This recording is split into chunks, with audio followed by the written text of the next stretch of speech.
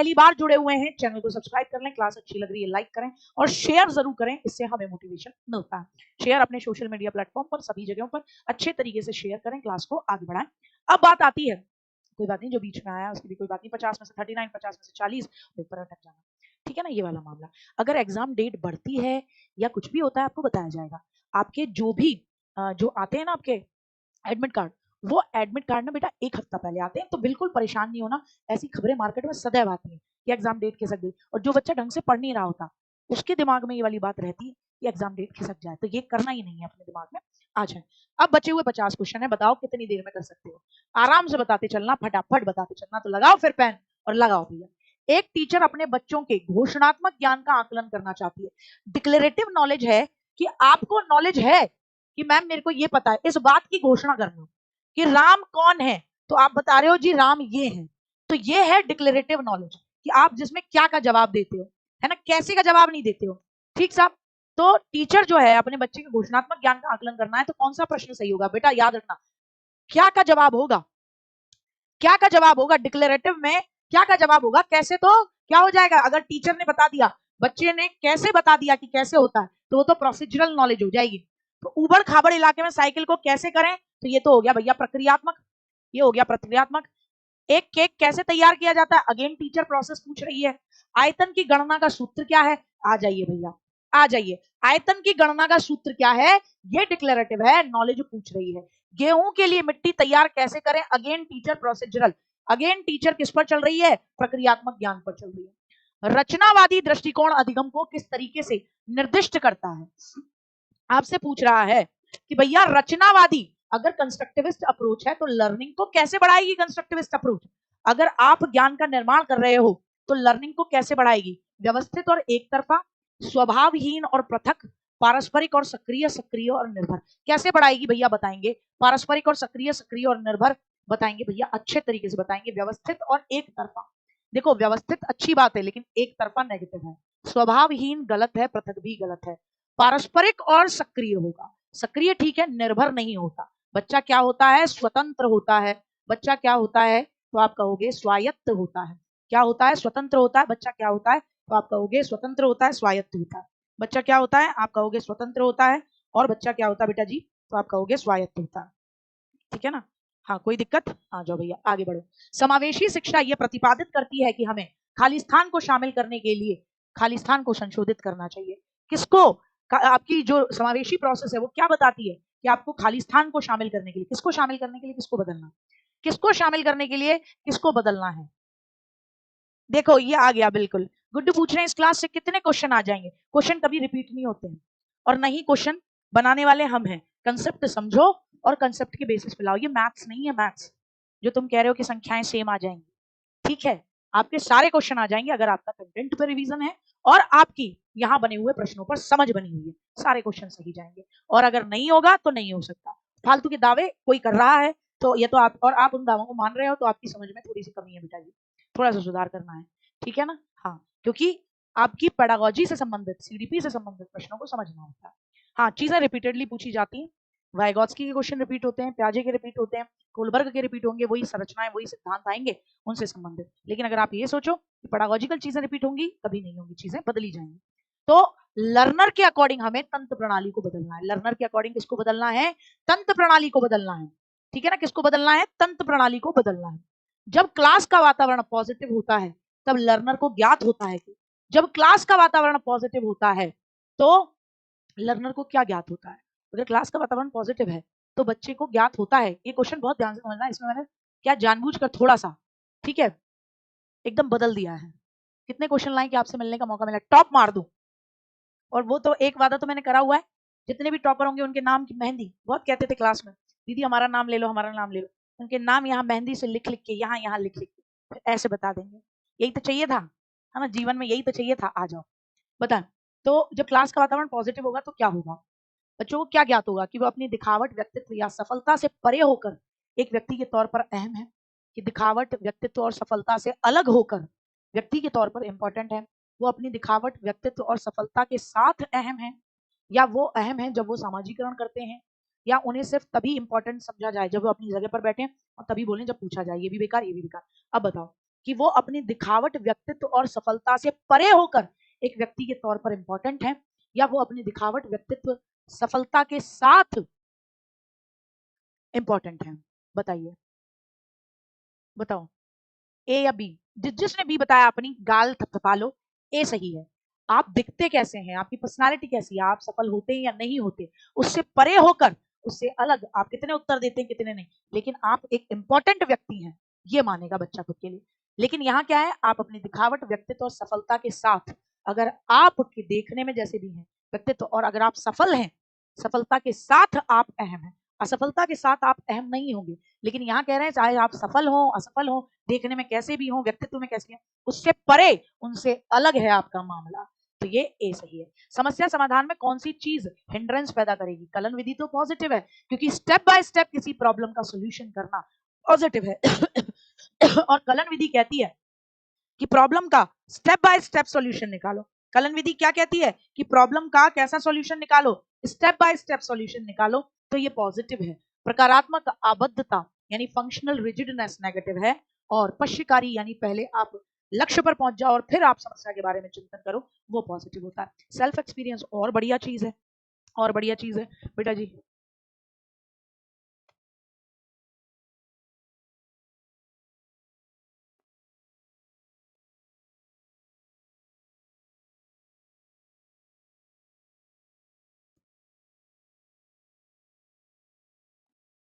हाँ जी, आओ। संज्ञानात्मक विकास की किस अवस्था में एक बच्चा ये तर्क कर पाता है कि सभी मिठाई मीठी होती है? बताओ भैया, ये बहुत मजेदार क्वेश्चन है। सभी मिठाई मीठी होती है, ये रसगुल्ला मीठा है इसलिए रसगुल्ला मिठाई है।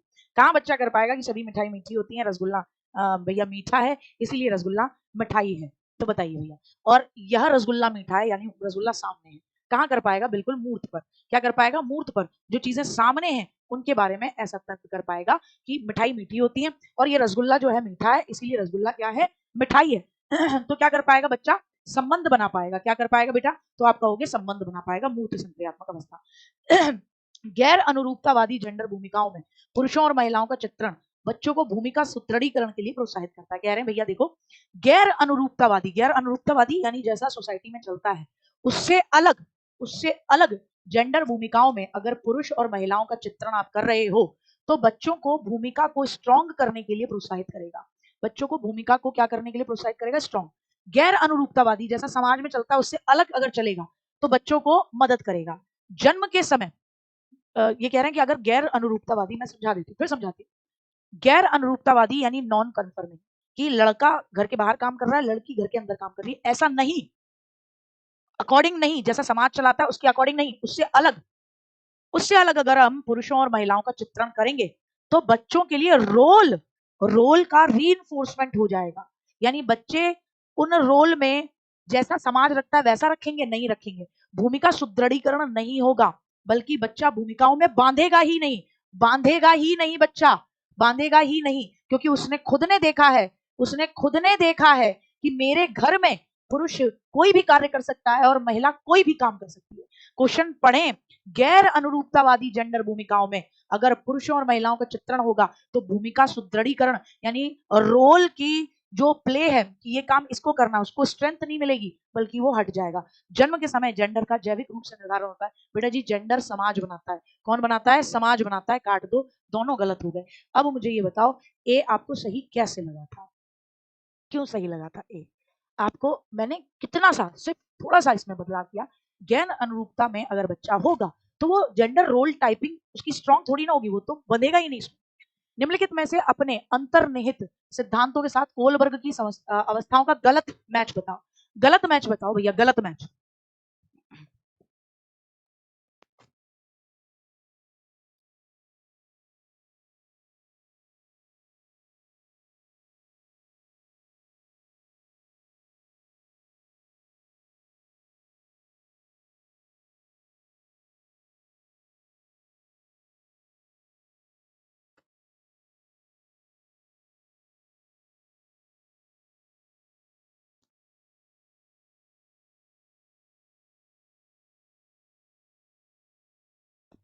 कौन जो समाज कहे वही सही, वही अच्छा। कानून और व्यवस्था, एहसानों का समान आदान प्रदान, सामाजिक व्यवस्था बनाए रखना, प्राण जाए पर कानून निभाए, ये भी सही है। क्या गलत है? कानून और व्यवस्था का मतलब ये थोड़ी ना होता है कि आदान प्रदान, वो तो किसमें होता है बेटा? वो तो होता है आपका, किसके अंदर होता है? वो होता है आपका यांत्रिक यांत्रिक अभिविन्यास, यांत्रिक उन्मुख अभिविन्यास। यांत्रिक उन्मुख क्या होता है? अभिविन्यास होता है। अभिविन्यास यानी इंस्ट्रूमेंटल ओरिएंटेशन होता है। राष्ट्रीय शिक्षा नीति 2020 में किसकी वकालत की गई है? किसकी वकालत की गई है बेटा जी? बच्चों का समग्र विकास हो, जी बिल्कुल सही, बिल्कुल सही। एक्सपीरियंशियल लर्निंग हो, बिल्कुल। पाठ्य सामग्री में बढ़ोतरी हो, नहीं साहब, पाठ्य सामग्री में कमी की बात कही गई है। सफल परीक्षण, SAFAL, SAFAL, सफल परीक्षण की बात की गई है, बिल्कुल। कहा गया है तीसरी, पांचवी व आठवीं क्लास में, तीसरी, पांचवी और आठवीं क्लास में क्या करना है? दक्षता आधारित अधिगम कराना है। क्या कराना है? दक्षता आधारित अधिगम, कि बच्चे को कॉम्पिटेंस बेस्ड लर्निंग सिखाई जाए, कि बच्चा अपनी दक्षता बढ़ाए। सफल की फुल फॉर्म कौन लिखेगा? इसी के लिए बनाएंगे, इसको बोलते हैं जगह। बहुत बढ़िया। फुल फॉर्म मैंने आपको शॉर्ट वीडियो जो बनाई है उसमें भी दी हुई है, देखेंगे। सफल की फुल फॉर्म है स्ट्रक्चर्ड, यानी संरक्षित, स्ट्रक्चर्ड असेसमेंट, संरक्षित आकलन, स्ट्रक्चर्ड असेसमेंट फॉर क्या? फॉर एनालिटिकल लर्निंग, विश्लेषणात्मक, एनालिटिकल विश्लेषणात्मक क्या कहेंगे? अधिगम के लिए, फॉर विश्लेषणात्मक अधिगम के लिए कहेंगे। संरचित यानी कुल मिलाकर विश्लेषणात्मक अधिगम के लिए संरक्षित अधिगम या संरक्षित आकलन जिसे बोलते हैं। तो उत्तर क्या रहा बेटा हमारा? पहला, पहला रहा, दूसरा रहा और चौथा रहा। तो पहला, दूसरा, चौथा, ये हमारा उत्तर है। पहला, दूसरा, चौथा, ये हमारा उत्तर है। आओ, अधिगम के लिए आकलन में क्या शामिल है? क्या शामिल है भैया? शिक्षण अधिगम से पहले, उसके दौरान व बाद में आकलन। हाँ, लर्निंग और टीचिंग से पहले भी बच्चे का आकलन कर सकते हो, पढ़ाने के दौरान भी कर सकते हो, बाद में भी कर सकते हो। तो पॉइंट 1 आपका सही है, पॉइंट 1 आपका ठीक है। सेल्फ असेसमेंट, अधिगम के लिए आकलन, असेसमेंट फॉर लर्निंग में क्या सेल्फ असेसमेंट शामिल होता है? बताएंगे, नहीं शामिल होता, सेकंड नहीं है। असेसमेंट एज लर्निंग में होगा, फॉर लर्निंग में नहीं होगा। स्व आकलन का मतलब क्या है? याद रखिएगा, स्व आकलन का मतलब है असेसमेंट एज लर्निंग, ना कि फॉर लर्निंग। तो कट गया भैया। औपचारिक अनौपचारिक पद्धतियों का प्रयोग, जी। बच्चों में शैक्षणिक प्रक्रियाओं पर, बच्चों की शैक्षणिक प्रक्रियाओं पर आप फीडबैक देते हो कि बेटा ये गलती थी, इसको सुधार लो, इसको ऐसे कर लो, जी बिल्कुल। तो पहला, तीसरा और चौथा। डी वाले कैसे सी पे आ गए? डी वाले तुरंत सी पर आ गए, बहुत गजब काम कर रहे हो। आओ, निम्नलिखित में से कौन सा व्यक्ति मित्र बनाने, किसी भी विवाह समारोह में जाने में कतराएगा? कौन सा व्यक्ति मित्र नहीं बना पाएगा बेटा? कौन, किसके मित्र सबसे कम होंगे बताओ? किसके मित्र सबसे कम होंगे और किसी की शादी वादी में भी नहीं जाएगा? हाँ, कहाँ जा रहे हो? ADHD वाला, उसके साथ तो अति आवेगशीलता है, बहुत ज्यादा क्या रहेगा वो? बहुत ज्यादा हाइपर एक्टिव रहेगा, और वो कभी भी ध्यान नहीं कर पाएगा, ध्यान यानी फोकस नहीं कर पाएगा लॉन्ग टर्म तक। ये चीज उसके अंदर रहती है, ध्यान की कमी रहती है। लेकिन इसके अंदर तो ये था कि दोस्त नहीं बन सकता, बिल्कुल। माय नेम इज खान का शाहरुख खान। निम्नलिखित में से कौन सा विकल्प दी गई विशेष लर्निंग वरीयता वाले बच्चों के समावेशन के लिए यथोचित संयोजन रणनीति का सही युग्म है? बताएंगे कौन सा विकल्प बच्चे के लिए आपको सही समावेशन हेतु यथोचित संयोजन रणनीति का सही युग्म है? बताएंगे भैया कहां पर? श्रवणात्मक यानी सुनने में दिक्कत है, तो आप ये कह रहे हैं उसको सुनने में दिक्कत है, तो आप लिखित कार्य पर मूल्यांकन कर दो, लिखित कार्य के आधार पर मूल्यांकन कर दो, लिखित कार्य के आधार पर उसका मूल्यांकन कर दो आप। ठीक है। दृश्यात्मक, दृश्यात्मक यानी देखने में दिक्कत है, तो मुख्य रूप से व्याख्यान के माध्यम से वितरित कर दो विषय वस्तु। गति संवेदिक, गति संवेदिक, गति संवेदिक निष्क्रिय सुनने की अपेक्षा करें, यानी आप उसको इनएक्टिव रूप से वो सुनेगा। स्पर्शनीय अधिगम के लिए हाथों द्वारा करके अनुभव, आपसे कह रहे हैं कि किस बच्चे का सफल समावेशन करना होगा, तो कौन सा तरीका सबसे बेस्ट होगा? मतलब समझ से बाहर है, सुनने में दिक्कत है, बोलने में थोड़ी ना होगी, तो ये बात लेने का क्या मतलब है?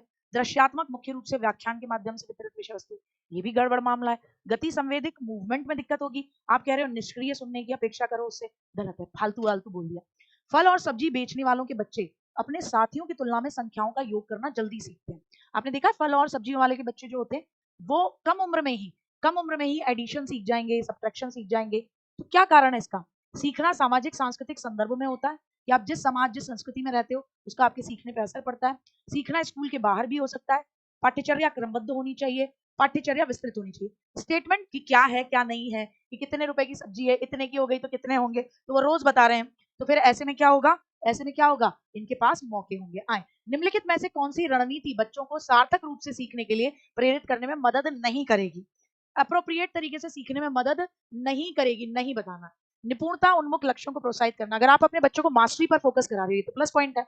सहयोगी शिक्षण लोकाचार बनाना। अगर आप बच्चों को कह रहे हो बेटा आप है ना कोलैबोरेटिव लर्निंग करो, सारे साथ मिलके करो, ये भी पॉजिटिव है। सकारात्मक बच्चे शिक्षक संबंधों को बढ़ावा देना कि बेटा कोई दिक्कत नहीं, मेरे पास आ जाओ और मैं आपको कोई भी सवाल का जवाब बता दूंगा, बहुत अच्छी बात है, ये भी बढ़िया मदद करेगी। हमें कह रहे हैं कौन सी बेकार है। बच्चों में समता को क्या मानना, स्थायिक, कि बेटा ये तो स्टेबल होती है, आपकी एबिलिटी स्टेबल होती है, बेटा ये तो बढ़ ही नहीं सकती, ये तो बदल ही नहीं सकती, तो काहे मेहनत कर रहे हो, भाग जाओ, तो ये गड़बड़ है मामला। बच्चे किस अवस्था में प्रस्तावक तर्क के कथनों को हल कर पाते हैं, बताइए बच्चे किस अवस्था में प्रपोजिशनल लॉजिक कर पाते हैं, प्रपोजिशनल लॉजिक कर पाते हैं। जैसे सभी मनुष्य मछली हैं और कुछ मछली बुद्धिमान हैं, तब क्या सभी मनुष्य बुद्धिमान हैं, इस तरीके के तर्क कब कर पाएंगे कि भैया सभी मनुष्य मछली हैं और सभी मनुष्य मछली हैं और कुछ मछली बुद्धिमान है, तब क्या सभी मनुष्य बुद्धिमान है, कब कर पाएगा। अब देखो ये तुम्हारे दिमाग में पहले वाला पैटर्न बैठा हुआ है, इसका जवाब होगा फॉर्मल ऑपरेशनल। दीदी ऐसा क्यों, दीदी ऐसा क्यों, कारण है भैया, वहां आपने मिठाई खाई थी तो आपने वहां क्या लिखा हुआ था, ये टोटली अब्स्ट्रैक्ट है, ये टोटली अब्स्ट्रैक्ट है ये विचार। वहां आपने लिखा था कि मिठाई मीठी होती है, खा के देखी होती है ना। फिर दूसरे लेवल पे बच्चा बोलता है क्योंकि ये रसगुल्ला मीठा है इसीलिए रसगुल्ला भी मिठाई है। याद है कि नहीं है कि दोबारा दिखाऊं, ये याद है कि नहीं है दोबारा दिखाऊं, वहां मूर्त था और यहाँ पर बच्चा टोटली अब्स्ट्रैक्ट, यहाँ पर बच्चा टोटली अब्स्ट्रैक्ट चीजों को देख रहा है कि भैया देखो थॉट देखो इसकी अमूर्त और निगमनात्मक तर्क कि सभी मनुष्य मछली है और कुछ मछली बुद्धिमान है, तो फिर सभी मनुष्य बुद्धिमान है, तो याद रखना फॉर्मल ऑपरेशनल रहेगा। क्या रहेगा, फॉर्मल। वहां कॉन्क्रीट था बेटा इसलिए संबंध में कॉन्क्रीटनेस दिखाई दी।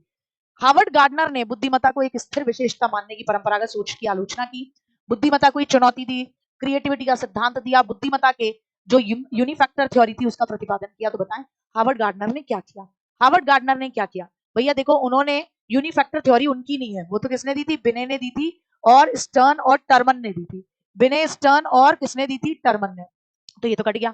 क्रिएटिविटी की थ्योरी भी नहीं दी, बुद्धिमत्ता तो को चुनौती दी उन्होंने, नहीं बुद्धिमत्ता को भी चुनौती नहीं दी, उन्होंने क्या कहा, अरे कौन बता रहा है, सी। हार्वर्ड गार्डनर ने क्रिएटिविटी का सिद्धांत दिया था, मुझे तो लगा थ्योरी ऑफ इंटेलिजेंस दी है, कौन बता रहा था, सी। पकड़ो पकड़ो पकड़ो इसको, पकड़ो भैया, सी बताने वाले को पकड़ लो, सी बता रहा है, कौन बता रहा है भैया, सी। जो सोच है वो गलत है, ये जो आपकी सोच है वो गलत है। जो लोग ये मानते थे ना कि बुद्धि स्थिर है उसकी उन्होंने आलोचना की, जी बिल्कुल सही बात है। क्या कर रहे हो, कौन बता रहा था ये क्रिएटिविटी का सिद्धांत दिया, अरे भैया क्रिएटिविटी का सिद्धांत नहीं दिया था, क्रिएटिविटी का सिद्धांत नहीं दिया था, समझ के करना सीखो। आए भैया नेक्स्ट पर आते हैं। शिक्षा में समावेशन में बढ़ावा देने की दिशा में कौन सा बाधक है, कौन सी चीज बाधा उत्पन्न करेगी आपकी शिक्षा में, कौन सी चीज क्या हो गया, कौन सी चीज बाधा उत्पन्न करेगी। हैंग मत करो यार, वहां एग्जाम में 2.5 घंटे में प्रेशर के साथ कैसे करोगे जब यहाँ यहाँ इतनी दिक्कत हो रही है, घर में बैठे हो पानी पी सकते हो सब कुछ कर सकते हो। हाँ बताओ, छोड़ दो मुझे, कौन किसको जाना है, सोनाली कह रही है, सोनाली जवाब दे रही थी ये सी। समता का सिद्धांत ये तो पॉजिटिव है, समानुभूति तुम्हारे दुख को मैं अपना दुख समझू ये भी पॉजिटिव है। अगम्य निर्माण यानी इनएक्सेसिबल, इनएक्सेसिबल का मतलब आप किसी जगह पर ऐसी बिल्डिंग बनाऊं मैं जहां पर आप जा ना सको, तो ये तो बेकार हो जाएगा ना। रेस्पॉन्स टू इंटरवेंशन, आपके हस्तक्षेप पर मैं आपका रेस्पॉन्स दूं, ये भी पॉजिटिव है। बाधक क्या होगा कि मैंने ऐसी बिल्डिंग बना दी उसमें जाना मुश्किल है और स्पेशली उस बच्चे के लिए जिसको बॉडी मूवमेंट में दिक्कत है। वैकल्पिक अवधारणाओं के बारे में कौन सा कथन सही है, बताओ भैया, अल्टरनेट थिंकिंग के बारे में कौन सी बात सही है, बताओ कौन सी सही है। अल्टरनेट थिंकिंग हमेशा बेकार होती है, यही गलत हो जाता है, हमेशा बेकार नहीं होती है भैया, है ना, और आपको हतोत्साहित नहीं करना चाहिए। बच्चों की सीखने की क्षमता में मध्यस्थता करने में मदद करती हैं। वैकल्पिक अवधारणाएं वैचारिक परिवर्तन और संज्ञानात्मक क्षमताओं के बारे में कुछ भी नहीं बताती हैं, कुछ भी नहीं बताती हैं कि आप कैसे सोच रहे हो, गलत बात है, बहुत कुछ बताती हैं कि बच्चा कैसे सोच रहा है। वैकल्पिक अवधारणा केवल उन्हीं बच्चों में बनती हैं जिनमें तंत्रिका संबंधी रोग होते हैं, नहीं भैया, वैकल्पिक अवधारणाएं बच्चों की सीखने में मध्यस्थता करती हैं कि आपने ये सोचा तो क्यों सोचा, उसके पीछे का कारण क्या है, तो बच्चे में तार्किक चिंतन तो है। कौन सा कथन विकास और लर्निंग के बारे में लेव वाइगोत्स्की का सही वर्णन करता है दृष्टिकोण का, दोनों का संबंध, विकास और लर्निंग के बारे में बात हो रही है। अगर आपने मेरी मैराथन क्लासेस ली है और अगर आपने इस बात को डेमो क्लास को भी देखा होगा तो मैं हमेशा एक चीज बोलती हूँ, और मैं ये बोलती हूँ, मैं अभी भी बोल देती हूँ कि विकास प्रशिक्षण और अनुभव का उत्पाद होता है। अब इसको भी अगर आपने डिकोड कर दिया तो आप यहां बता दोगे, मैंने कहा विकास हमेशा लर्निंग और एक्सपीरियंस का रिजल्ट होता है, प्रोडक्ट होता है, अभी भी आप बता दोगे। दोनों का संबंध सिक्वेंशियल है, नहीं, दोनों का संबंध निश्चल है? नहीं। अधिगम अक्सर विकास के अग्रिम होता है, विकास अक्सर अधिगम के अग्रिम होता है। क्या उत्तर है? डी है कि लर्निंग विकास के पहले होती है। तभी तो मैंने कहा विकास लर्निंग और ट्रेनिंग का प्रोडक्ट है, तो पहले हो जाता है, पहले हो जाती है लर्निंग, तब बच्चे का डेवलपमेंट होता है। ये बात है वाइगोत्स्की की कि भाषा का अधिगम बच्चे का पहले हो जाता है, फिर उसके बाद बच्चे का क्या रहता है, फिर उसके बाद बच्चे का विकास होता है। तो हमेशा याद रखना है, यहां पर हमेशा कहा जाता है कि डेवलपमेंट क्या है, तो आप कहोगे डेवलपमेंट लर्निंग और एक्सपीरियंसेस का प्रोडक्ट होता है। ठीक साहब। विकासात्मक प्रक्रिया में असंतता का मतलब क्या है? भैया डिसकंटिन्यूटी की थ्योरी पूछ रही हूं आपसे, इसका मतलब क्या है? इसका मतलब क्या है? डिसकंटिन्यूटी का मतलब विकास रुक रुक कर होता है। डिसकंटिन्यूटी का मतलब क्या है? विकास रुक रुक कर होता है। क्या होता है? विकास रुक रुक कर होता है, ये इसका मतलब है। डिसकंटिन्यूटी का मतलब है विकास रुक रुक कर होता है।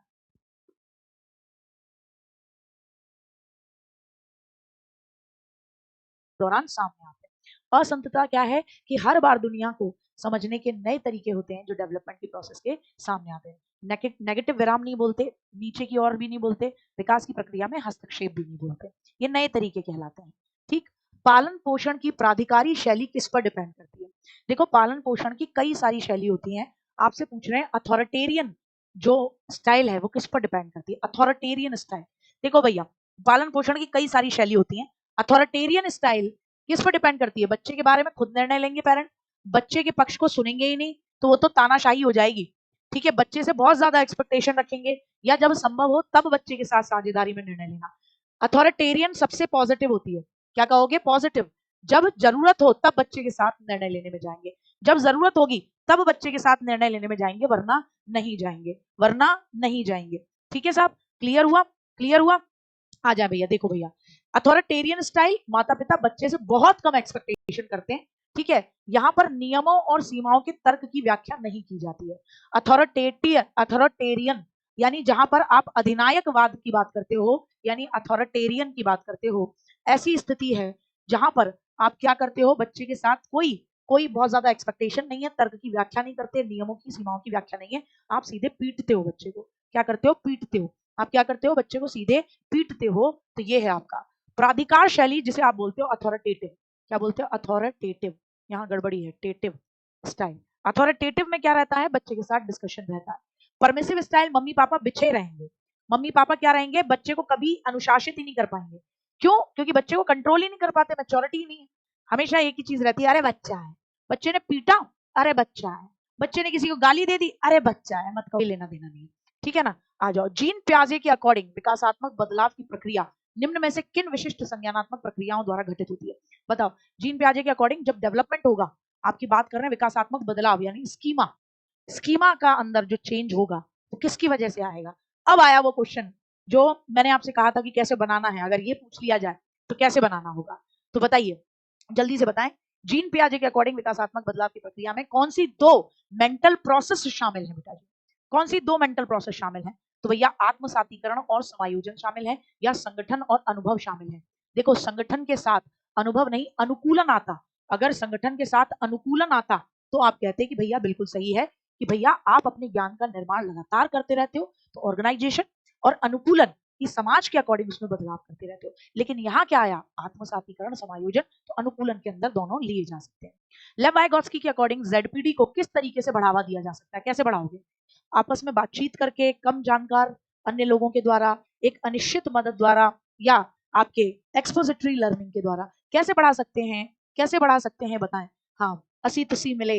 हाँ बिल्कुल, असिमिलेशन, असी मिले तुसी मिले, काय बात के गिले, है ना, बिना किसी गड़बड़ी के मिला लेना।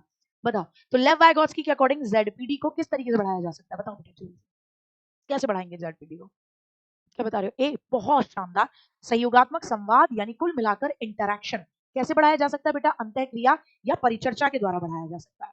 लॉरेंस कोलबर्ग द्वारा सुझाई गई उत्तर पारंपरिक नैतिकता के अंतर्गत फिफ्थ लेवल की नैतिकता क्या बताती है? फिफ्थ लेवल की नैतिकता क्या बताती है? फिफ्थ लेवल की नैतिकता बतानी है, ठीक है ना? हाँ, फिफ्थ लेवल की नैतिकता, ठीक है। फिफ्थ लेवल की नैतिकता बताओ। मानवता की भलाई के लिए सामाजिक अनुबंधों को स्वतंत्र रूप से निभाना। मानवता की भलाई जब आए बेटा, समाज की भलाई आए, ठीक है ना, तो आप बात करते हो किसकी? सिक्स्थ स्टेज की। सामाजिक अनुबंधों के परे जाकर नैतिकता को स्वतंत्र रूप से अन्वेषित करना, सामाजिक अनुबंधों के परे जाकर, सोशल कॉन्ट्रैक्ट से बिल्कुल अलग जाकर स्वतंत्र रूप से खुद के विवेक से चीजों के बारे में पता लगाना। अगेन बेटा जी 6 स्टेज है। ऐसे नैतिक नियम बनाना जो नीति शास्त्र के परे हो, ये सही है। ऐसे नियम बनाओ जो आपके नीति शास्त्र यानी वर्तमान में जो आपकी कानून और व्यवस्था हो उससे थोड़ा सा अलग जाते हो, जो नीति शास्त्र के परे हो, कानून और व्यवस्था से अलग जाकर भी थोड़ा सा लचीलापन देते हो। ठीक है ना साहब। एक अच्छे व्यक्ति के रूप में तो ये आपकी बेटा जी 3rd स्टेज है कि आप अच्छा व्यक्ति, अच्छा लड़का और अच्छी लड़की बनना चाहते हैं। ठीक बेटा जी। नीति शास्त्र के परे हो ऐसे नियम बनाओ जो वर्तमान जो आपकी आइडियोलॉजी है, नीति है, जो सिद्धांत है उससे थोड़ा परे हो। हाँ मोए मोए हो गया। अच्छा, बच्चों का आईक्यू का आकलन करने के लिए क्या मुख्य सरोकार है? आप बच्चों का आईक्यू का असेस करते हो या बच्चे के आईक्यू जानना चाहते हो, तो क्या कंसर्न है, क्या रीजन है जिस वजह से बच्चों के आईक्यू जानना चाहते हो, क्यों जानना चाहते हो? आप प्राप्तांक की अस्थिरता, मतलब जब आप बच्चे के आईक्यू जानोगे तो क्या कंसर्न निकल के आएंगे कि बच्चे के जो स्कोर्स होंगे वो इनस्टेबल होंगे। परीक्षणों में सांस्कृतिक पूर्वाग्रह हैं, जो भी टेस्ट रहते हैं यानी आईक्यू के जितने भी टेस्ट हैं उनमें कहीं ना कहीं कल्चरल पूर्वाग्रह हैं। बिल्कुल सही है, प्राप्तांक अलग अलग आते हैं, अलग अलग टेस्ट पे प्राप्तांक अलग अलग आएंगे। बिने का और साइमन का आप टेस्ट दोगे तो आईक्यू का अलग आएगा, बी के पासी का दोगे अलग आएगा। और मैंने जो थोड़े दिनों पहले आपको बताया था कि मैंने एक पे दिया था मेरा 129 आया था, तो एक बच्ची ने और दिया था उसका 127 आया था, वो बता रही थी उसी वेबसाइट पे, मैं नाम भूल गई है उसका। ठीक है ना, तो अलग अलग पे अलग अलग आएगा, ये बात सही है। परीक्षणों में सांस्कृतिक पूर्वाग्रह होंगे, बिल्कुल होंगे। परीक्षणों का उत्पादन केंद्रित होना, आप देखते हो कितनी स्लैब में आता है का उत्तर है, यही कारण है। इसीलिए इसलिए यहाँ पे लिख देना, इसीलिए अतः स्टैंडर्ड आईक्यू टेस्ट को नेग्लेक्ट किया जाता है। स्टैंडर्ड आईक्यू टेस्ट को क्या करते हैं लोग? आईक्यू टेस्ट को नेग्लेक्ट करते हैं। क्या करते हैं? नेग्लेक्ट करते हैं। स्टैंडर्ड आईक्यू टेस्ट को लोग क्या करते हैं? तो आप कहोगे नेग्लेक्ट करते हैं, इसीलिए नेग्लेक्ट करते हैं। निम्न में से कौन सी प्रोसेस प्रभावशाली समस्या समाधान में बाधक है? कहां प्रॉब्लम आएगी? अगर आप सही स्कीमा को एक्टिवेट करते हो तो ये तो पॉजिटिव है। प्रतिक्रिया अनम्यता, रेस्पॉन्स के अंदर इनफ्लेक्सिबिलिटी है, यानी आप रेस्पॉन्स को सेम दे रहे हो, यानी सेट रेस्पॉन्स है बेटा जी, यही दिक्कत है। देख रहे हो, बदल दिया नाम। सही समस्या को पहचानना पॉजिटिव है, आप खोजी रणनीतियों का प्रयोग कर रहे हो, बहुत पॉजिटिव है। निम्नलिखित में से कौन सा विकल्प प्याजे के सिद्धांत की आलोचना है? बताओ। प्याजे को ये विश्वास नहीं कि बच्चे बुद्धिमान होते हैं, प्याजे ऐसा बोले, वो तो कहते हैं बच्चा बहुत नन्ना वैज्ञानिक है, ये तो गलत बात है। प्याजे ने प्री ऑपरेशनल अवस्था में बच्चों की क्षमता को कम करके आंका था। प्याजे ने बच्चों को ज्ञान की सक्रिय संरचना करने वाला नहीं माना था, अरे माना था। प्याजे ने विकास की प्रक्रिया को सतत माना था। क्या प्याजे ने विकास की प्रक्रिया को सतत माना है? नहीं माना। अरे भैया, प्री ऑपरेशनल में प्याजे बच्चों को बहुत गोलू मोलू लुल्ल समझते हैं कि इनमें तो बुद्धि होती ही नहीं है। प्याजे सतत मानते ही नहीं है विकास को। जो इंसान स्टेज थ्योरी लेकर आ रहा है वो तो हमेशा ये कहेगा कि विकास क्या है? डिसकंटिन्यू। तो जो बात वो बंदा खुद ही नहीं कह रहा, उसी बात पे उसकी आलोचना कर दोगे तो तुमने ये करा। वो बंदा कहेगा मैंने तो ऐसा करा भी नहीं है, मैं तो खुद बोलता हूँ जो तुम बोल रहे हो। बोले नहीं, आलोचना करनी है अब तुम्हारी इसी बात पे करेंगे, ऐसे थोड़ी ना कर लेंगे। जीन पियाजे के अकॉर्डिंग मानव शिशु में कौन सी प्रवृत्तियां और प्रतिक्रिया जन्मजात है? जीन पियाजे के अकॉर्डिंग मानव शिशु में कौन सी प्रवृत्तियां और प्रतिक्रिया जन्मजात होती है? बताओ। अडॉप्टेशन जन्मजात है, स्कीमा जन्मजात है, मेंटल इमेज जन्मजात है, या ऑपरेशन तार्किक चिंतन जन्मजात है? मजा आ गया, क्या प्रश्न है। कभी कभी तो खुद के प्रश्न बनाने पर मुझे बहुत ज्यादा खुशी हो जाती है। बहुत बढ़िया, बताओ कौन सी प्रवृत्तियां जन्मजात हैं? बताना चाहोगे तो फट से बता दोगे, शाबाश। स्कीमा, छोटा सा बच्चा है पैदा हुआ, स्कीमा कहाँ आ गया? कहाँ आ गया? दिमाग दिए। ऑपरेशन का मतलब होता है, संचालन का मतलब होता है तार्किक चिंतन। क्या कहोगे? तार्किक चिंतन बड़े होके होगा। और अनुकूलन का मतलब भी समाज के अकॉर्डिंग बदलाव बड़े होके होगा। ठीक है, जिसने स्कीमा बता दिया बहुत बढ़िया। क्लास में एक बच्चा अपने सहपाठियों को उसी तरह मारता है जैसे उसने अपने घर पर दंडित होते हुए देखा। बालक ने घर जाके अपने दोस्तों को, मतलब बच्चा अपने दोस्तों को उसी तरह मारता है जैसे घर में मम्मी पापा उसको पीटते हैं। सपोज करो बच्चे को घर पे खूब बढ़िया कोटेशन में पिटाई लग रही है, अब वो क्या करेगा? अब वो घर जाने के अपने स्कूल में भी बच्चों को उसी तरह पीटता है, धुम धुम। तो कुल मिलाकर घर से जो देख कर आ रहा है वही चीज यहाँ कर रहा है। कौन? तो कहोगे अल्बर्ट बंडूरा। शॉर्ट वीडियो बनाई थी बेटा जी इसीलिए कि भैया बच्चा समाज को देखकर भी सीखता है। इसे आप अवलोकन अधिगम या इसे आप सामाजिक अधिगम भी कहते हो। क्या कहते हो? सोशल लर्निंग भी कहते हो, प्रेक्षणात्मक लर्निंग भी कहते हो, ऑब्जर्वेशनल लर्निंग भी कहते हो। बंडूरा भैया कहते हैं देख के सीखता है। तो उसको क्या कर दे रहा है? रिक्रिएट कर दे रहा है। बच्चे खालिस्तान तरीके से सीखते हैं और खालिस्तान तरीके से नहीं सीखते हैं। कितना प्यारा प्रश्न है। खालिस्तान तरीके से सीखते हैं, खालिस्तान तरीके से नहीं सीखते। बता दो। वर्तुलाकार तरीके से सीखते हैं, एक लीनियर तरीके से नहीं सीखते। लीनियर तरीके से सीखते हैं, वर्तुलाकार तरीके से नहीं सीखते, यांत्रिक तरीके से सीखते हैं, रचनावादी तरीके से नहीं सीखते। क्या आ रहा है? ए, स्पाइरल वे में सीखते हैं और रेखिक तरीके से नहीं सीखते। बहुत बढ़िया, बहुत बढ़िया। बच्चों के सार्थक शिक्षण को प्रोत्साहित करने के लिए बच्चों को खालिस्तान लक्ष्यों के लिए प्रेरित करना चाहिए, न कि खालिस्तान लक्ष्यों के लिए। पीछे वाला नेगेटिव होगा, सामने वाला पॉजिटिव होगा, सामने वाला पॉजिटिव होगा। तो बच्चों के अंदर अगर आपको एक मीनिंगफुल लर्निंग को प्रोत्साहित करना है तो बच्चों को खालिस्तान लक्ष्यों के लिए प्रेरित करो। सोचने के लक्ष्यों के लिए अवबोध, कि बच्चे अंडरस्टैंडिंग करें, ना कि अचीवमेंट पर ध्यान दें। बच्चे अचीवमेंट पर ध्यान दें, सीखना सिखाना होता रहेगा। असफलता से बचने के लिए ध्यान दें, असफलता स्वीकार करने के लक्ष्यों पे नहीं। असफलता स्वीकार करने के लक्ष्यों पे ध्यान दें, असफलता बचने के लक्ष्यों पे नहीं। क्या रहेगा? अवबोध। बच्चे समझने पर ध्यान दें, उपलब्धि के लक्ष्यों पर नहीं। समझने पर ध्यान दें, तभी महारत आएगी। मिलान कर दो बेटा जी, कितना प्यारा प्रश्न है। मिलान करो। Kiln Vidhi, step by step problem का क्या करना, सॉल्यूशन। ये ऐसा प्रश्न है जो बहुत प्यारा प्रश्न है और आपको मजा आ जाएगा इस प्रश्न में, क्योंकि यहाँ पर सारे स्टेप मिल जाएंगे। 1% भी अगर आप भूल जाओ कि कलन विधि क्या होती है, इस क्वेश्चन से समझ पाओगे। स्टेप बाय स्टेप प्रॉब्लम का सॉल्यूशन तो पॉजिटिव होती है। पहले का ए होगा, उरी बाबा, पहले का ए का क्या है? सेकंड। ए का सेकंड वाला कट गया, लो जी आ गया। उत्तर ये है, बाकी भी मिला लेते हैं।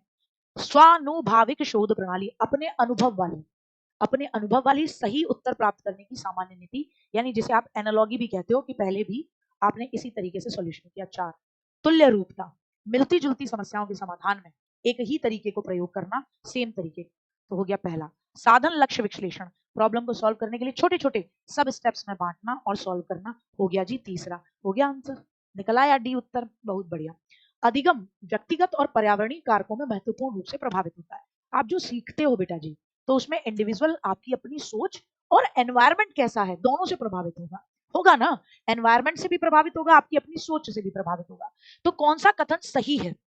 आपका इंटरेस्ट और आपका एटीट्यूड दोनों पर्सनल फैक्टर हैं। क्लास की पेडागोजी और ध्यान दोनों पर्सनल फैक्टर हैं। रुचि और समुदाय दोनों एनवायरमेंटल फैक्टर हैं। उम्र और विद्यालय दोनों पर्यावरणीय कारक हैं। देखो, उम्र उम्र व्यक्तिगत कारक होती है, काट दो। रुचि व्यक्तिगत होती है, समुदाय पर्यावरणीय होता है, काट दो। दो में बताओ, अभिरुचि और अभिवृत्ति दोनों पर्सनल है, या क्लास की पेडागोजी और फोकस ये दोनों व्यक्तिगत कारक। क्लास की पेडागोजी टीचर डिसाइड कर रहा है। क्या उत्तर रहेगा? ए। तो लर्निंग में आपका इंटरेस्ट, आपका एटीट्यूड ये पर्सनल फैक्टर है। टीचर कितना भी जबरदस्त पढ़ाने वाला हो, पर्यावरण कैसा भी मस्त हो, कितने भी सही उत्तर देने वाले हो, आपकी खुद की समझ, आपकी खुद की क्षमता भी तो डिपेंड करती है। तो वो पर्यावरणीय फैक्टर है।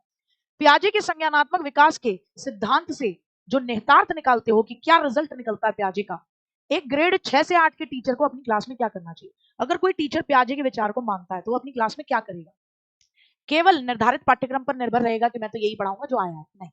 तार्किक बहस के प्रयोग को हतोत्साहित करेगा। बोले कोई बहस नहीं होगी, लॉजिकल तो बिल्कुल नहीं होगी, गलत। ऐसी समस्याएं प्रयोग प्रस्तुत करेगा जिसमें तर्क आधारित समाधान हो, बिल्कुल यही करेगा। मूर्त सामग्री लेकर आएगा केवल, तो अमूर्त चीजों पर चिंतन कैसे करेगा उसका बच्चा? गड़बड़ हो गया। एक व्यक्ति कुत्ते को बिस्कुट देने से पहले बिस्कुटों के बॉक्स को खड़खड़ाता है, खड़खड़ खड़खड़ खड़खड़, बॉक्स देने से पहले खड़खड़ाया। और जब व्यक्ति बॉक्स को खड़खड़ाता है तो भैया बॉक्स के खड़खड़ाने पे कुत्ता टप से लार टपका देता है। तो बॉक्स का खड़खड़ाना क्या है और कुत्ते का लार टपकाना क्या है? बहुत बढ़िया, देखें पावलोव कितने समझ में आए। बॉक्स का खड़खड़ाना क्या है और कुत्ते का लार टपकाना क्या है? बॉक्स का खड़खड़ाना क्या है तो आप कहोगे CS है, कंडीशनड स्टिमुलस है। और बॉक्स के खड़खड़ाने पे कुत्ते का लार टपकाना कंडीशनड रेस्पॉन्स है। तो अनुकूलित अनुक्रिया UCS नहीं है, UCS और UCR नहीं है, UCS और UCR नहीं है। बॉक्स के खड़खड़ाने पर लार टपक रही है तो दोनों चीजें क्या हैं? अनुबंधित हैं, कंडीशनड है। दोनों चीजें क्या हैं? कंडीशनड है। दोनों चीजों की कंडीशनिंग हो गई, अनकंडीशनड कुछ भी नहीं है। दोनों चीजें क्या हैं? अनुबंधित है। जब भी बेटी अपनी पढ़ाई में उत्तम निष्पादन करती है तो पेरेंट्स से चॉकलेट मिलती है। बच्चा अच्छा करती है तो पेरेंट्स लेकर आते हैं चॉकलेट। और भाई को तभी चॉकलेट मिलती है जब वो क्लास में सबसे ज्यादा नंबर लाता है। बेटी को तो जैसे ही अच्छे नंबर लेकर आई तुरंत, भाई को तब जब भैया तू एकदम क्लास में टॉप मारेगा। ये एग्जाम्पल क्या दिखा रहा है? सकारात्मक और नकारात्मक प्रबलीकरण, प्राथमिक और सेकेंडरी प्रबलीकरण, लगातार और गौण सेकेंडरी प्रबलीकरण, सतत और आंशिक, लगातार और कभी कभी पार्शियल दोनों ही आ गया ना, पार्शियल प्रबलीकरण, दोनों चीजें एक हो गई। इसे आप बोलोगे कंटिन्यूअस और पार्शियल प्रबलीकरण। सतत और आंशिक दोनों सेम आ गए हैं, दोनों सेम आ गए, तो इस ऑप्शन को तो काट ही दो। बनाए हुए क्वेश्चन है तो कई बार ऊपर नीचे हमसे भी हो जाता है। ध्यान नहीं दिया होगा मैंने क्वेश्चन बनाते समय। आओ, बच्चे द्वारा की गई गलतियों के बारे में कौन सा कथन सत्य है? क्योंकि बहन को तो लगातार मिलता है और भाई को कभी कभी मिलता है। बच्चों द्वारा की गई गलतियों के बारे में कौन सा कथन सही है? टीचर को प्रत्येक गलती पर ध्यान नहीं देना चाहिए। अरे करिकुलम अपना सिलेबस कराओ, नहीं। प्रत्येक गलती को सुधारने में बहुत ज्यादा समय लगेगा और टीचर थक जाएगा। गलतियां बच्चे खुद सुधार सकते हैं, इसलिए टीचर सुधारने की जरूरत ही नहीं, खुद सुधार। अगर कोई टीचर क्लास में सभी बच्चों की गलतियां सुधारने में सक्षम नहीं है, तो ये बताता है कि टीचर की टीचिंग प्रोसेस असफल है। क्या बताता है? कि गुरुजी गलती नहीं सुधरी तो टीचिंग प्रोसेस असफल हो गई आपकी। अंतःपरक अनुदेशन क्या है? इंटरैक्टिव इंस्ट्रक्शन क्या है? चर्चा करके इंटरैक्शन करके चर्चा करके मैं आपको चीजें सिखाऊं, वो है अंतःपरक अनुदेशन। बच्चों की आवश्यकता को पूरा करने के लिए समूहीकरण के विविध रूपों का प्रयोग करना।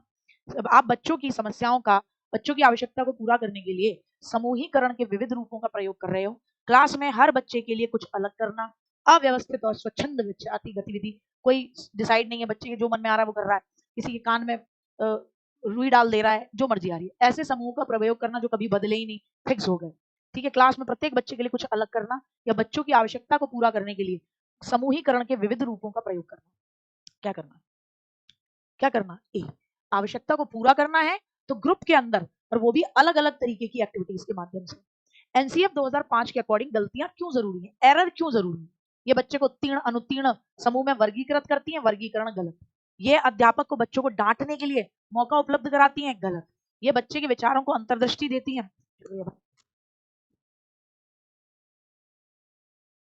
उपलब्ध कराती है, समाधान को पहचानने में मदद करती है। बच्चे को खुद पता लगता है मेरी गलती कहाँ थी, क्या समाधान होगा, देखिएगा।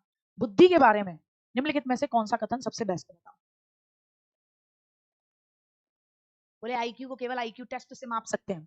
नहीं, कैसे काम करते हो उससे भी माप सकते हैं। आईक्यू टेस्ट लिया मैंने सिंपल क्वेश्चन पूछे तुमसे, उससे भी मापा। बुद्धि मूलभूत रूप से स्नायु तंत्र संबंधी कार्य प्रणाली है, यानी आपकी प्रोसेसिंग स्पीड को बताती है। जैसे जो कह रहे थे ना स्पीड में कराओ, स्पीड में कराओ, तो आपको लग रहा होगा कितना इंटेलिजेंट है, एकदम कितना बढ़िया है। स्पीड कभी भी बुद्धि को नहीं बताती, हटाओ। बुद्धि विद्यालय में अच्छा प्रदर्शन करने की योग्यता नहीं। बुद्धि मल्टी डायमेंशन है, कई पहलू हैं इसके, कई पहलू हैं बुद्धि के। जजोंग का मानना है कि संज्ञान और संवेग क्या होते हैं? जजोंग भैया, एकमात्र भैया जजोंग।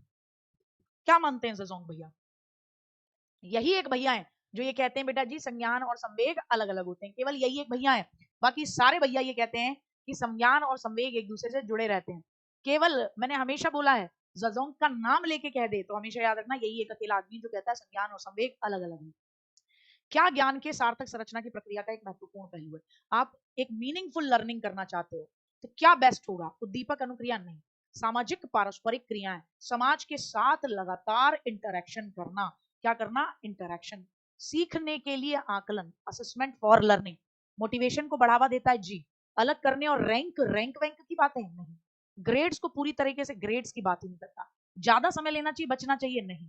मोटिवेट करता है बच्चे को सीखने के लिए आकलन, कि आप उसका आकलन किस लिए कर रहे हो, उसकी कमी पता लगा के उसे दूर करने के लिए कर रहे हो, तो मोटिवेट होगा बच्चा। नवीन जानकारी को शामिल करने के लिए वर्तमान जानकारी में बदलाव, गौर फरमाना, कीवर्ड बदलाव, बताओ क्या कहलाता है? बस खत्म, 5 क्वेश्चन।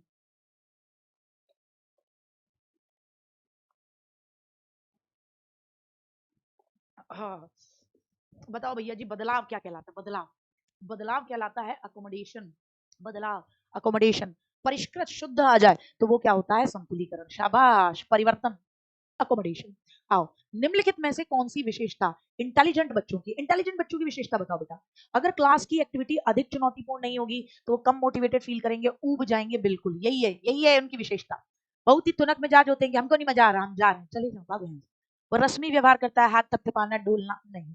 वह आक्रमण और कुंठित हो जाता नहीं, आक्रामक भी नहीं होता, कुंठित भी नहीं होता, उबाऊ फील होने लगता है क्योंकि स्पीड उसके हिसाब से नहीं होती। प्राइमरी स्कूल के बच्चे उस वातावरण में सबसे प्रभावी ढंग से सीखेंगे। किस वातावरण में सीखेंगे? जहां टीचर अथॉरिटेरियन है, आदेश देता है ये करो वैसे करो, नहीं। जहां मूल रूप से पढ़ने लिखने और गणित की संज्ञानात्मक कुशलताओं पर ही ध्यान दिया जाता है कि भैया पढ़ना लिखना और मैथ सीखो। जहां टीचर सारे अधिगमों में आगे बच्चे से सुनते हैं, जहां उनकी इमोशनल आवश्यकता की पूर्ति होती है और वो अनुभव करते हैं कि वो इंटेलिजेंट है, वो महत्वपूर्ण है, इंटेलिजेंट नहीं है कि वो बहुत इंपॉर्टेंट है। आओ, बच्चों को किसके लिए व्यक्तिगत भिन्नताओं को पूरा करना चाहिए? बच्चे किसके लिए इंडिविजुअल डिफरेंसेस को पूरा करें? व्यक्तिगत शिक्षार्थी को विशिष्ट होने की अनुभूति कराने के लिए। बच्चे व्यक्तिगत विद्यालय क्यों बच्चे की इंडिविजुअल डिफरेंसेस को पूरा करें? हर बच्चा अलग अलग है, तो स्कूल इस इंडिविजुअल डिफरेंसेस की जरूरतों को पूरा क्यों करे? क्योंकि हर बच्चा विशिष्ट है और स्कूल को फील कराना कि अरे मेरे लाल तुम विशिष्ट हो, या बच्चों के मध्य जो खाई है उसको कम करने के लिए, या बच्चों के अचीवमेंट और योग्यताओं को समान करने के लिए, या बच्चों की आवश्यकता पूरा करने के लिए। देखो, अगर आप अचीवमेंट और योग्यता समान कर दोगे तो फिर आपने वही कर दिया, आपने विभिन्नताओं को समाप्त कर दिया। हर तरीके का बच्चा नहीं होगा, मजा कैसे आएगा। आपने बच्चों के मध्य खाई कम कर दी, आपने फिर बच्चों के बीच का जो विभिन्नता थी उसे समाप्त कर दिया। एक टीचर की क्लास में कुछ बच्चे शारीरिक विकलांग हैं, क्या बढ़िया होगा, पोलियोग्रस्त बच्चे गाना सुनाएंगे, ऐसे कह दे मैंने। पहिया कुर्सी वाले बच्चे हॉल में जाने के लिए अपने दोस्तों के साथ जाएंगे। शारीरिक रूप से असुविधाग्रस्त बच्चे कक्षा में ही कोई और दूसरी गतिविधि करेंगे। मोहन खेल में जाने के लिए, खेल के मैदान में जाने के लिए बैसाखियों का प्रयोग करो। ये कहेगा टीचर कि बेटा बैसाखी का प्रयोग कर, पर खेल के मैदान में तू भी मुझे नजर आ। ये नहीं कि तू यहीं बैठा बैठा मैं कुछ और कर लूं, कुछ और नहीं करना, तेरे को भी वही करना। बच्चों में सीखने और सुनने के लिए अधिगम योग्य वातावरण के लिए कौन सा बेस्ट है।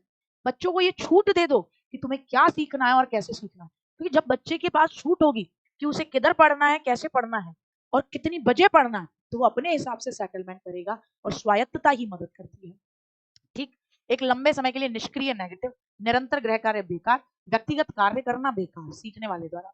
सीबीएसई द्वारा अपनाए गए प्रगतिशील शिक्षा के पैटर्न में बच्चों का सामाजिकरण जिस तरीके से किया जाता है उससे एक्सपेक्टेशन की जा सकती है कि, बताइए अंतिम प्रश्न और क्लास यहीं खत्म होती है, बताएंगे।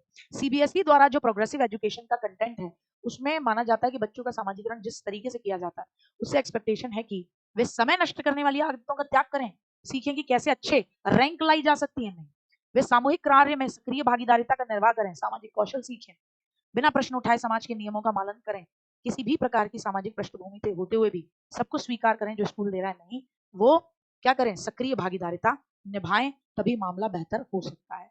और आप सभी को पता है कि अच्छी लगी लाइक कीजिएगा, कमेंट कीजिएगा, चैनल को शेयर कीजिएगा, अपना प्यार बताइएगा। बहुत बहुत बढ़िया, आगे फिर मिलेंगे बेहतरीन सी पढ़ा